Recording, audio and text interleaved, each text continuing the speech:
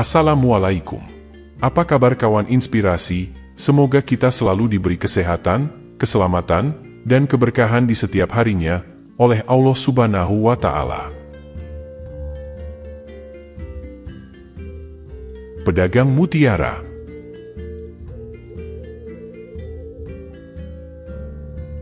Di sudut pasar yang ramai di kota yang makmur, Haji Karim duduk di balik meja panjangnya yang dipenuhi dengan mutiara-mutiara berkilauan.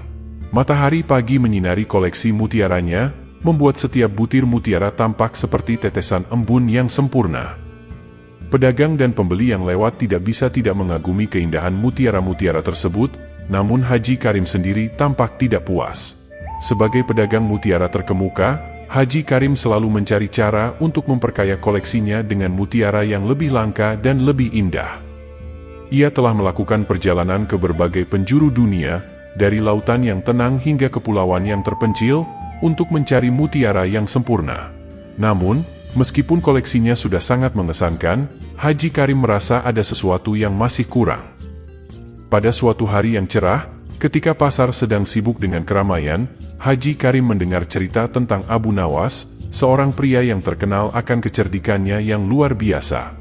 Cerita-cerita tentang bagaimana Abu Nawas menyelesaikan masalah yang rumit dengan cara yang tak terduga telah menyebar luas di kota itu. Haji Karim, yang selalu tertarik dengan hal-hal yang unik dan menantang, merasa bahwa Abu Nawas mungkin bisa membantunya menemukan mutiara yang benar-benar sempurna. Dengan tekad yang kuat, Haji Karim memutuskan untuk menantang Abu Nawas.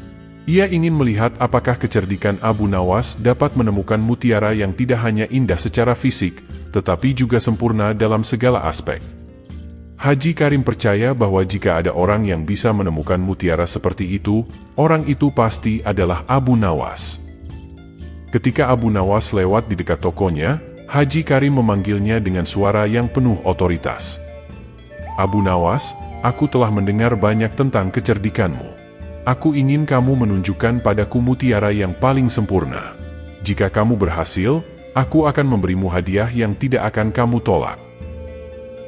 Abu Nawas yang selalu siap untuk tantangan baru, menerima tawaran Haji Karim dengan senyuman yang misterius. Berikan aku waktu 1 hari Haji Karim, dan aku akan membawakanmu mutiara yang kau cari, jawab Abu Nawas dengan nada tenang. Dengan itu, tantangan telah diajukan, dan semua orang di pasar menunggu dengan penuh antisipasi untuk melihat apa yang akan terjadi selanjutnya. Haji Karim, dengan rasa penasaran yang besar, menunggu untuk melihat apakah Abu Nawas benar-benar bisa memenuhi janjinya. Matahari terbenam di ufuk barat, memberikan langit senja warna oranye yang hangat. Abu Nawas berjalan menyusuri pantai yang sepi, langkahnya ringan namun penuh tujuan. Ia memandang ke arah laut yang luas, tempat gelombang-gelombang kecil bermain-main di tepian, dan merenungkan tantangan yang diajukan Haji Karim. Abu Nawas bukanlah orang yang terburu-buru dalam mengambil keputusan. Ia tahu bahwa jawaban atas tantangan ini tidak akan ditemukan dalam keramaian pasar atau di antara hiruk-pikuk kota. Jawabannya tersembunyi di tempat yang tenang dan damai, di mana ia bisa mendengar bisikan alam dan memahami rahasia yang disimpannya. Dengan pikiran yang terbuka dan hati yang tenang, Abu Nawas mulai mencari tiram-tiram di tepi pantai. Ia mencari dengan teliti, tidak hanya dengan mata, tetapi juga dengan hati. Abu Nawas percaya bahwa setiap ciptaan alam memiliki cerita untuk diceritakan, dan tiram yang akan membawa mutiara sempurna pasti memiliki aura yang berbeda dari yang lain. Setelah beberapa waktu, Abu Nawas menemukan sebuah tiram besar yang terdampar di pasir. Tiram itu tampak biasa saja bagi mata awam, tetapi Abu Nawas merasakan sesuatu yang istimewa. Ia mengangkat tiram tersebut dengan lembut dan merasakan getaran alami yang keluar darinya. Abu Nawas yakin bahwa di dalam tiram ini, tersembunyi mutiara yang dicari Haji Karim. Dengan tiram di tangan, Abu Nawas kembali ke rumahnya. Ia menyiapkan tempat khusus untuk tiram tersebut, memastikan bahwa tiram itu tetap dalam kondisi terbaik hingga saatnya tiba untuk dibuka. Abu Nawas tidak tergesa-gesa, ia tahu bahwa keindahan yang sempurna membutuhkan waktu untuk diungkapkan. Malam itu, Abu Nawas duduk di depan tiram besar, merenungkan tentang kehidupan dan keajaiban yang tercipta dari proses alami. Ia berdoa agar tiram ini membawa hikmah yang bisa dia bagikan dengan Haji Karim dan semua orang di kota. Keesokan harinya, dengan tiram besar di tangannya, Abu Nawas berjalan kembali ke pasar. Ia siap untuk menunjukkan kepada Haji Karim dan semua orang bahwa keindahan sejati seringkali tersembunyi di tempat yang tidak kita duga. Pagi itu, toko Haji Karim sudah ramai dengan pelanggan yang datang dari berbagai penjuru kota.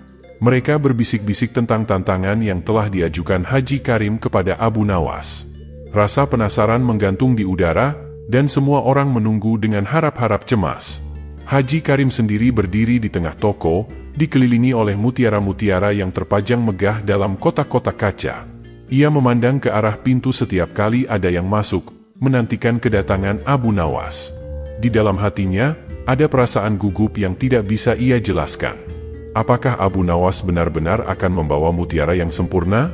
Tepat ketika matahari mencapai puncaknya, Abu Nawas muncul di ambang pintu dengan tiram besar di tangannya. Semua mata langsung tertuju padanya.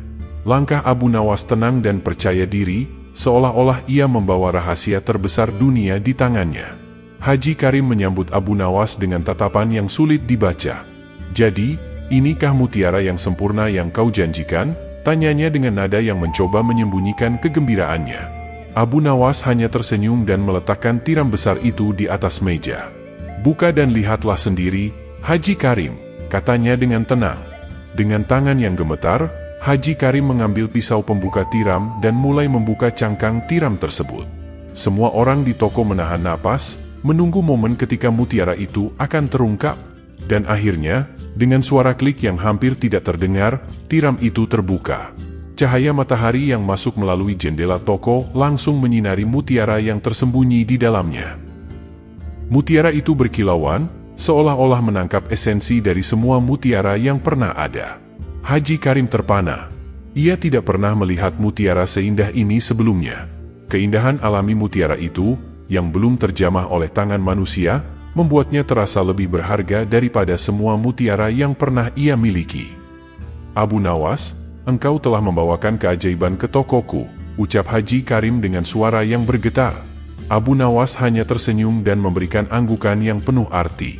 Ia tahu bahwa ia tidak hanya telah memenuhi tantangan, tetapi juga telah memberikan pelajaran yang tak ternilai kepada Haji Karim dan semua yang hadir. Setelah kejutan di toko Haji Karim, suasana menjadi hening. Abu Nawas berdiri di tengah kerumunan yang terpaku, matanya bersinar dengan kebijaksanaan. "Haji Karim, dan hadirin sekalian, kita sering terpesona oleh kilauan luar yang menarik mata. Namun, keindahan yang sejati seringkali tersembunyi, menunggu untuk ditemukan," ucap Abu Nawas dengan suara yang tenang namun mengandung kekuatan. Abu Nawas mengambil mutiara dari tiram dan memegangnya di atas telapak tangannya yang terbuka. "Lihatlah mutiara ini, terbentuk dalam kesendirian, tanpa saksi, tanpa sorak-sorai. Ia mengalami proses alami, bertahun-tahun, hingga mencapai kesempurnaan ini," lanjutnya. Haji Karim dan para pelanggan mendekat, memperhatikan mutiara itu dengan seksama. Abu pun Nawas melanjutkan, "Mutiara ini tidak memerlukan pengakuan dari kita untuk menjadi sempurna. Keindahannya tidak tergantung pada pujian atau harga yang kita tetapkan. Ia sempurna karena ia adalah apa adanya." Kemudian, Abu Nawas menatap Haji Karim. "Dan begitu pula dengan kita Haji Karim. Kita tidak perlu pengakuan orang lain untuk mengetahui nilai kita sendiri. Kita sempurna ketika kita menerima diri kita apa adanya, dengan semua kelebihan dan kekurangan." Haji Karim merasa kata-kata Abu Nawas menembus ke dalam hatinya. Ia menyadari bahwa selama ini ia terlalu fokus pada penampilan luar dan lupa akan esensi yang lebih dalam. "Abu Nawas, engkau telah membuka mataku. Aku telah terlalu lama terpaku pada keindahan yang tampak, dan melupakan keindahan yang tersembunyi," ucap Haji Karim dengan suara yang berubah lembut. Abu Nawas tersenyum. "Itulah pelajaran yang bisa kita ambil dari mutiara ini. Keindahan yang sejati adalah keindahan yang tidak membutuhkan persetujuan. Ia ada dan tetap berharga, meskipun tidak ada seorang pun yang melihatnya." Dengan pelajaran itu, Haji Karim berjanji untuk tidak hanya mencari mutiara yang indah di mata, tetapi juga mutiara yang memiliki keindahan tersembunyi. Dan Abu Nawas dengan kecerdikannya, telah mengajarkan kepada semua orang bahwa nilai sejati seringkali terletak pada hal-hal yang tidak terlihat. Setelah peristiwa yang mengubah pandangan Haji Karim tentang keindahan, kota itu berbicara tentang Abu Nawas dengan penuh hormat. Orang-orang menghormatinya bukan hanya karena kecerdikannya, tetapi juga karena kebijaksanaan yang telah ia bagikan. Abu Nawas, yang selalu tampil dengan pakaian sederhana dan wajah yang ceria, menjadi pusat perhatian. Ia tidak pernah memamerkan kecerdasannya atau mencari pengakuan. Sebaliknya, ia terus berjalan di jalannya sendiri, mengamati dunia dengan mata yang penuh rasa ingin tahu. Para pedagang di pasar memberinya tempat istimewa. Mereka mengundangnya untuk duduk di antara mereka, mendengarkan cerita-cerita tentang keajaiban alam dan hikmah yang tersembunyi di baliknya. Abu Nawas tidak hanya berbicara tentang mutiara, tetapi juga tentang bintang-bintang di langit, dedaunan yang jatuh di musim gugur, dan senyum seorang anak yang baru belajar berjalan. Haji Karim, yang kini telah menjadi teman dekat Abu Nawas, menghormatinya dengan memberikan tempat khusus di toko mutiara. Di sana, Abu Nawas bisa duduk dan berbicara dengan para pelanggan yang datang. Ia tidak pernah menjual mutiara, tetapi ia menjual kebijaksanaan dan pandangan yang lebih dalam tentang kehidupan. Setiap kali ada orang yang bertanya tentang mutiara, Haji Karim akan menunjukkan pada mereka mutiara yang sempurna dari tiram yang dibawa oleh Abu Nawas. Ia menceritakan kembali kisah tentang bagaimana Abu Nawas mengajarkan bahwa keindahan sejati seringkali tersembunyi dan tidak terlihat. Abu Nawas sendiri tidak pernah meminta imbalan atas pelajaran yang ia berikan. Ia hanya tersenyum dan berkata, "Kehormatan terbesar bagiku adalah melihat orang lain memahami nilai sejati dari keindahan."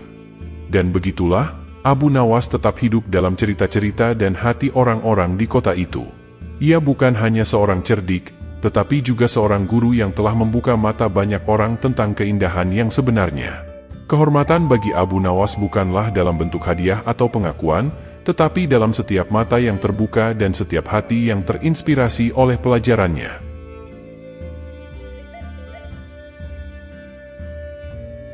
Kisah selanjutnya. Pedagang yang hilang. Di sudut kota yang ramai, terdapat sebuah pasar yang selalu dipenuhi oleh keramaian dan kegembiraan. Di tengah-tengah pasar tersebut, berdiri sebuah toko besar yang dikenal dengan nama Toko Emas Haji Basri. Toko ini bukan hanya terkenal karena koleksi perhiasan emasnya yang mengagumkan, tetapi juga karena pemiliknya, Haji Basri, seorang pedagang yang kaya raya dan berhati mulia. Haji Basri adalah seorang pria paruh baya, dengan senyum yang hangat dan mata yang cerdas. Ia dikenal luas karena kebaikannya, dan sikapnya yang selalu terbuka terhadap siapa saja. Setiap pagi, ia menyapa setiap orang yang lewat di depan tokonya dengan ramah, tidak peduli apakah mereka pembeli, atau hanya pejalan kaki yang kebetulan melintas. Kekayaan Haji Basri bukan hanya terlihat dari toko emasnya yang selalu ramai, tetapi juga dari sumbangan-sumbangannya yang sering ia berikan untuk membangun sekolah-sekolah dan rumah sakit di kota itu. Ia percaya bahwa kekayaan yang ia miliki adalah amanah yang harus dibagikan untuk kesejahteraan orang banyak. Namun, Haji Basri juga dikenal sebagai pedagang yang cerdas dan tegas. Ia tidak pernah ragu untuk berdagang dan berinvestasi dalam berbagai usaha. Dari perdagangan rempah-rempah hingga investasi di bidang pertanian, Haji Basri selalu mencari cara untuk mengembangkan kekayaannya. Ia memiliki jaringan bisnis yang luas, yang tidak hanya terbatas pada kota itu saja, tetapi juga menjangkau kota-kota lain, dan bahkan negara-negara tetangga. Rumah Haji Basri adalah cerminan dari kekayaan dan selera yang baik. Terletak di bagian kota yang tenang, rumah itu adalah sebuah bangunan besar, dengan taman yang indah, dan air mancur yang menyejukkan. Di dalamnya, terdapat berbagai koleksi seni dan barang antik yang menunjukkan kecintaan Haji Basri terhadap keindahan dan budaya. Meskipun kaya dan sukses, Haji Basri tidak pernah melupakan asal-usulnya. Ia sering berkunjung ke kampung halamannya, berbagi cerita dan tertawa bersama teman-teman lamanya. Bagi Haji Basri, kekayaan bukanlah segalanya. Persahabatan, keluarga, dan kebahagiaan adalah harta yang paling berharga. Kehidupan Haji Basri adalah cerita tentang kesuksesan, kebaikan, dan kebijaksanaan. Namun, di balik semua itu, ada rahasia yang ia simpan, sebuah beban yang akan mengubah jalannya cerita. Pagi itu, langit kota tampak cerah dan udara segar berhembus lembut. Namun, suasana di pasar tidak seperti biasanya. Sebuah kegelisahan terasa menggantung di udara. Pedagang dan pembeli yang biasanya sibuk dengan tawar-menawar, kini berkumpul dalam kelompok-kelompok kecil, berbisik-bisik dengan raut wajah yang cemas. Kabar tentang menghilangnya Haji Basri, pedagang terkemuka dan dermawan kota, telah menyebar seperti api di padang rumput kering. Toko emas Haji Basri, yang biasanya buka sebelum matahari terbit, hari itu masih tertutup rapat. Karyawan-karyawannya berdiri bingung di depan pintu yang terkunci, tidak ada yang tahu harus berbuat apa. Seorang anak kecil, yang biasa bermain di depan toko emas itu menangis, merindukan senyum dan permen, yang biasa diberikan Haji Basri. Para pedagang lainnya, saling bertukar teori tentang apa yang mungkin terjadi. Ada yang mengatakan Haji Basri diculik, ada pula yang berpendapat ia pergi, karena masalah bisnis yang tidak diketahui. Di antara kerumunan, seorang wanita tua dengan kerudung biru tua, yang dikenal sebagai teman lama Haji Basri, berdiri dengan tangan terlipat di dada, matanya berkaca-kaca. Haji Basri bukan hanya pedagang, katanya dengan suara bergetar, dia adalah hati dari pasar ini. Tanpa dia, pasar ini kehilangan nyawanya. Kabar tersebut akhirnya sampai ke istana. Sang Sultan, yang sedang menikmati sarapan paginya, terkejut mendengar laporan dari pengawalnya. Wajahnya yang biasanya tenang, kini berubah menjadi serius. Haji Basri bukan hanya aset bagi kerajaan ini, ucap Sultan, tetapi juga teman baikku. Kita harus menemukannya. Ketegangan meningkat saat matahari semakin tinggi di langit. Pasar yang biasanya riuh dengan suara tawar-menawar, kini hanya diisi dengan bisikan dan pertanyaan, di mana Haji Basri? Kabar menghilangnya Haji Basri menyebar dengan cepat yang dimulai dari pasar tempat ia biasa berdagang. Pedagang-pedagang yang telah membuka lapak sejak subuh, mulai berbisik satu sama lain, pertanyaan dan spekulasi bercampur dengan kekhawatiran. Seorang penjual buah, yang pertama kali menyadari ketidakhadiran Haji Basri, menceritakan kepada tetangga lapaknya, dan dari situ, berita itu terbang cepat, layaknya burung pipit di pagi hari. Anak-anak yang berlari-larian di jalan-jalan sempit, antara lapak-lapak pasar menjadi kurir tak resmi, membawa cerita dari satu sudut ke sudut lain. Haji Basri hilang, teriak mereka, mata berbinar penuh rasa ingin tahu. Para ibu yang sedang memilih sayuran, mendengarkan dengan setengah percaya, sementara para bapak, yang sedang meneguk kopi di warung-warung pinggir jalan mengangkat alis, pertanda keheranan dan kecurigaan. Di masjid-masjid, kabar tersebut menjadi topik hangat setelah sholat subuh. Ada apa dengan Haji Basri? Tanya seorang jamaah kepada imam. Beliau selalu menjadi orang pertama yang memberikan sedekah setiap Jumat, jawab imam dengan nada prihatin. Di sekolah-sekolah, guru-guru menyampaikan doa khusus untuk keselamatan Haji Basri, mengingat betapa banyaknya sumbangan yang telah ia berikan untuk pendidikan.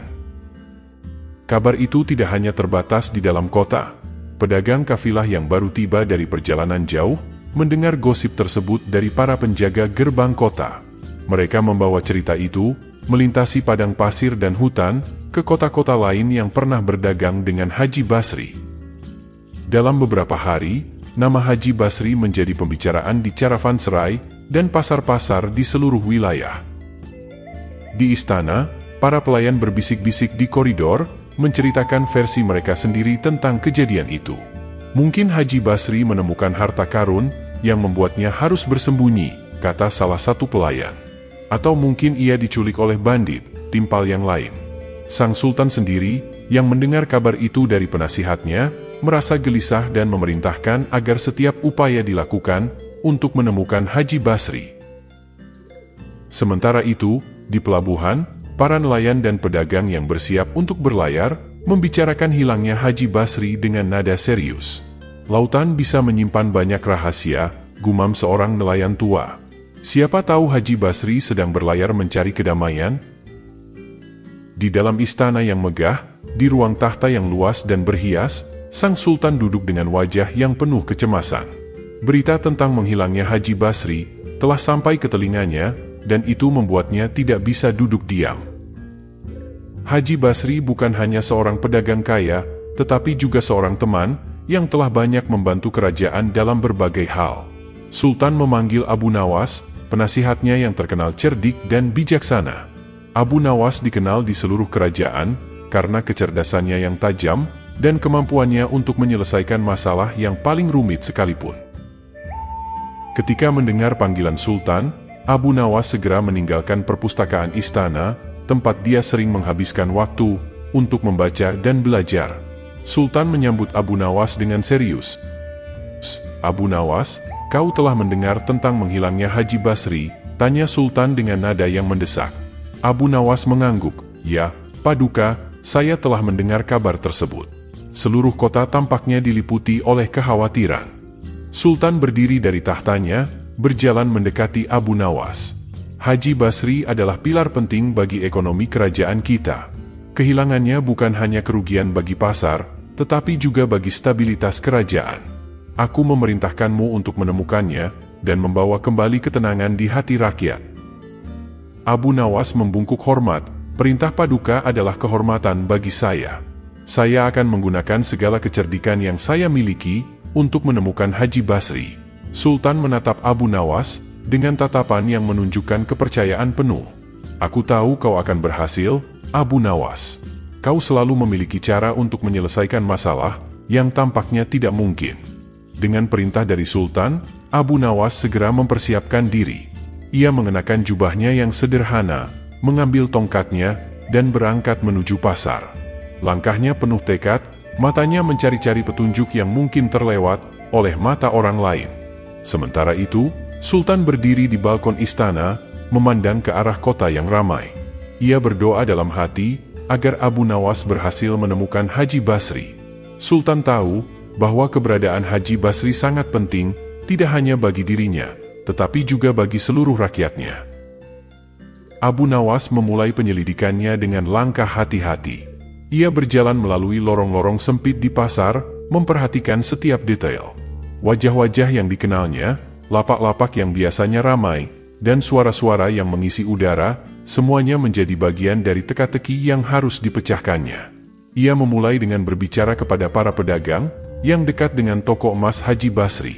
Beberapa dari mereka tampak gugup, menggigit bibir, dan menggelengkan kepala. "Kami tidak tahu apa yang terjadi," kata seorang penjual rempah. "Haji Basri selalu baik padaku. Aku tidak percaya dia akan pergi begitu saja." Abu Nawas tidak puas dengan jawaban itu.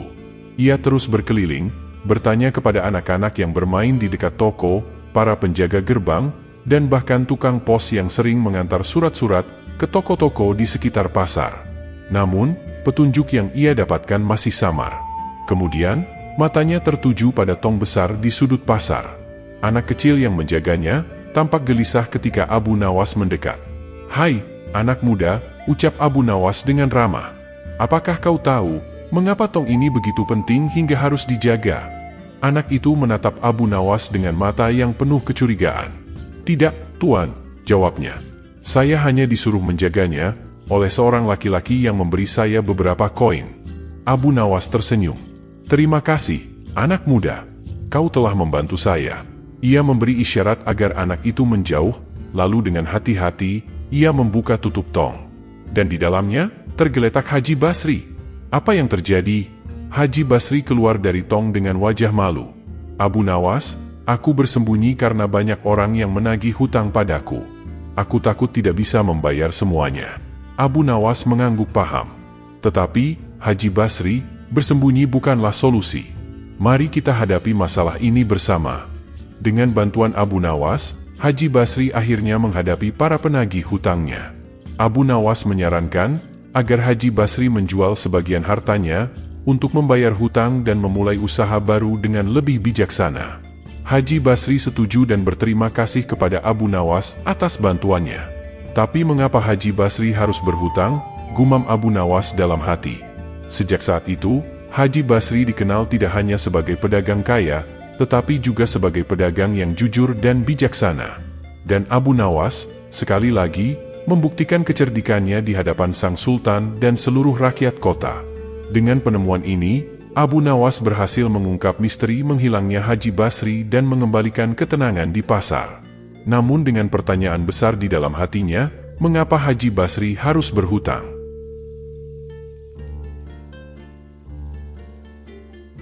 Kisah selanjutnya, pedagang yang jujur. Pagi itu, matahari baru saja menampakkan sinarnya di atas pasar yang ramai. Suara tawar-menawar, derap langkah pembeli dan penjual, serta aroma rempah-rempah bercampur menjadi satu. Di antara keramaian itu, Abu Nawas berjalan santai sambil mengamati keadaan sekeliling. Tiba-tiba, pandangannya tertuju pada sebuah lapak buah yang sederhana. Di balik meja kayu yang dipenuhi buah-buahan, seorang penjual buah tua, dengan senyum lebar dan mata yang bersinar, tampak menyapa setiap orang yang lewat. Abu Nawas mendekat, terpikat oleh aura penjual itu, yang begitu tulus dan hangat. "Selamat pagi, Pak Penjual. Buah-buahan Anda tampak segar dan menarik," seru Abu Nawas. "Selamat pagi, Nak. Terima kasih atas pujianmu. Silakan, lihat-lihat buahnya. Ada apel, pisang, dan jeruk," kata penjual buah tua. Abu Nawas mengangguk, sambil memeriksa buah-buahan yang tersusun rapi. Dia menyentuh apel, merasakan teksturnya, lalu bertanya dengan rasa ingin tahu. "Berapa harga apel ini, Pak?" tanya Abu Nawas. Penjual itu menatap Abu Nawas, matanya berbinar dengan kejujuran. "Apel ini, Nak, sebenarnya sudah tidak sebagus yang lain. Tapi karena aku penjual yang jujur, aku tidak akan meminta harga tinggi darimu. Hanya Rp1.000 per kilogram," jelas penjual buah tua. Abu Nawas terkejut, alisnya terangkat. "Tidak segar? Tapi mengapa masih Anda jual, Pak?" tanya Abu Nawas penasaran. Penjual itu tersenyum, ada kelembutan dalam suaranya. "Aku tidak suka membuang makanan yang masih bisa dinikmati. Meski tidak segar, apel ini masih layak makan. Dan aku percaya, kejujuran lebih penting daripada keuntungan semu," kata penjual buah tua. Abu Nawas tersenyum, terkesan dengan jawaban penjual itu. "Anda benar-benar penjual yang luar biasa, Pak. Bagaimana dengan pisang dan jeruk?" tanya Abu Nawas lagi. Penjual itu menunjuk ke pisang yang sedikit lembek, dan jeruk yang kulitnya kusam. "Pisang ini memang sudah melewati masa terbaiknya, tapi masih enak untuk pisang goreng. Rp2.000 per ikat. Sedangkan jeruk ini, kulitnya memang tidak cantik, tapi rasanya masih manis. Rp5.000 per kilogram," penjual buah tua menjelaskan. Abu Nawas berdiri di depan meja penjual buah, memandang keranjang yang berisi apel, pisang, dan jeruk. Penjual itu menatapnya dengan senyum hangat, menunggu keputusan Abu Nawas. Dalam hati, Abu Nawas berpikir, apel yang tidak segar, pisang lembek, dan jeruk kusam. Tapi di balik kondisi fisik buah-buahan itu, ada nilai yang lebih berharga, kejujuran. Penjual itu tidak menyembunyikan apapun, bahkan mengakui kekurangan buah-buahan yang dijualnya. Abu Nawas mengingat kata-kata penjual, "Aku tidak suka membuang makanan yang masih bisa dinikmati. Meski tidak segar, apel ini masih layak makan. Dan aku percaya, kejujuran lebih penting daripada keuntungan semu." Keputusan Abu Nawas sudah bulat. Ia tidak hanya membeli buah, tapi juga mengambil pelajaran berharga tentang integritas dari penjual yang tulus ini. "Saya akan ambil semuanya, Pak. Terima kasih atas kejujuran Anda. Saya akan pastikan semua orang tahu tentang penjual buah yang jujur di pasar ini," kata Abu Nawas. Penjual itu tersenyum lebar, matanya berkilauan dengan rasa syukur. Abu Nawas membayar dengan senang hati, merasa bahwa ia telah memperoleh lebih dari sekedar buah-buahan. Ia membawa pulang pelajaran tentang kejujuran yang akan ia kenang selamanya. "Terima kasih, Nak. Ingatlah, kejujuran adalah kunci dari segala keberkahan," balas penjual buah tua. Dengan pertukaran buah dan uang, pertemuan singkat itu meninggalkan kesan mendalam bagi Abu Nawas. Ia berjalan meninggalkan lapak dengan hati yang hangat, membawa pelajaran berharga tentang kejujuran yang akan ia kenang selamanya. Abu Nawas berjalan meninggalkan lapak penjual buah dengan keranjang penuh buah-buahan. Di dalam hatinya, ia merasa terinspirasi oleh kejujuran sang penjual. Ia memutuskan untuk tidak hanya memakan buah-buahan itu, tetapi juga membagikan pelajaran berharga yang baru saja ia peroleh. Dengan langkah mantap, Abu Nawas berbicara kepada dirinya sendiri, "Aku akan memberitahu semua orang tentang penjual buah yang jujur ini.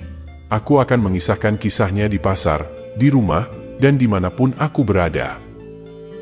Janji Abu Nawas itu menjadi tekad yang kuat. Ia tidak hanya akan memuji penjual itu, tapi juga akan mengajarkan nilai-nilai kejujuran kepada orang lain.